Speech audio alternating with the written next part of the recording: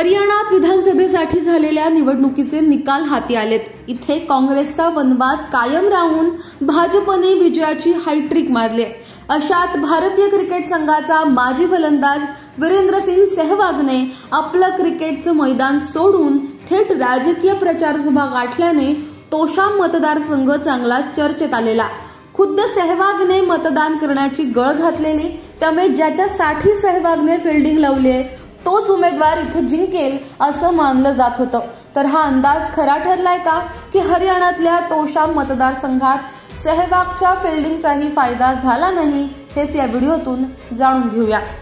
जिथे खुद्द वीरेंद्रसिंग सेहवाग प्रचारासाठी उतरलेल्या त्या तोशाम मतदारसंघात बहीण विरुद्ध भाऊ असा कौटुंबिक सामना रंगलेला, त्यामुळेही या मतदारसंघाच्या निकालावर सर्वांचं लक्ष होतं।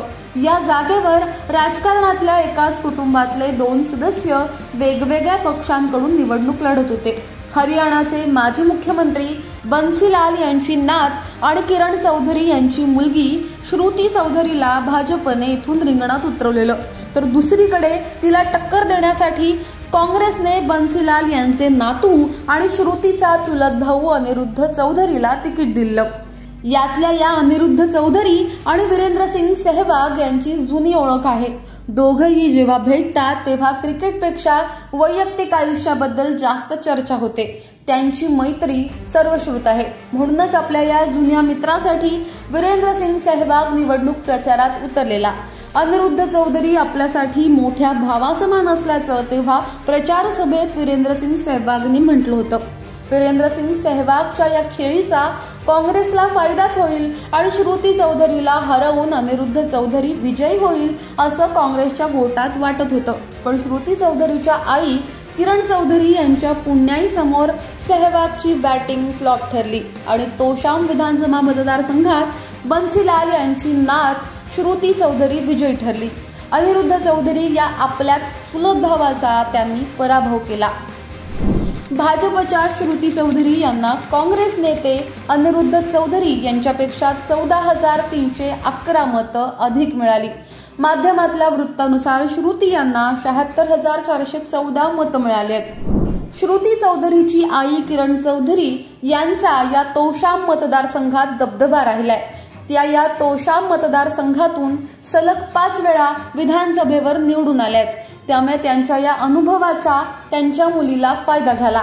आतापर्यंत किरण चौधरी यांनी बन्सीलाल यांचा वारसा सांभाळला होता, त्यामुळे त्याचाही फायदा श्रुती चौधरीला झाला। पण काँग्रेसने अनिरुद्ध चौधरीला मैदानात उतरवल्यामुळे भाऊ विरुद्ध बहीण असा सामना रंगला। त्यामुळे त्या कारणाने आणि दोघंही बन्सीलाल यांचेच वंशज असल्यानेही ही लढत चुरशीची ठरली। आई किरणमुळे श्रुतीचं पारडं जड असल्याचा अंदाज काँग्रेसलाही होताच, म्हणूनच इथे वीरेंद्रसिंग सेहवागला प्रचार सभेत आणून चर्चा निर्माण करण्याचा प्रयत्न काँग्रेसकडून केला गेला, पण तो यशस्वी ठरला नाही।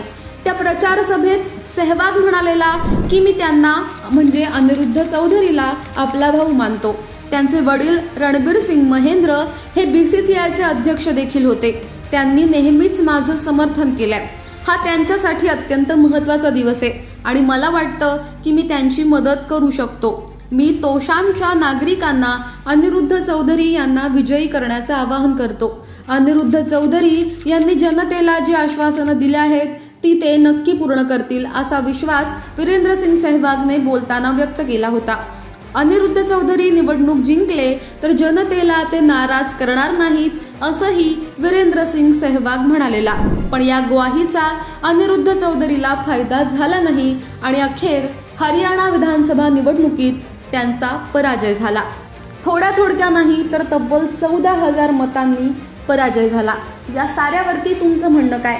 खाली कमेंट बॉक्समध्ये तुमच्या प्रतिक्रिया अवश्य कळवा। आतापर्यंत जर का लोकमत सबस्क्राईब केलं नसेल, फॉलो केलं नसेल तर लगेच सबस्क्राईब करा, फॉलो करा आणि पाहत रहा लोकमत। धन्यवाद।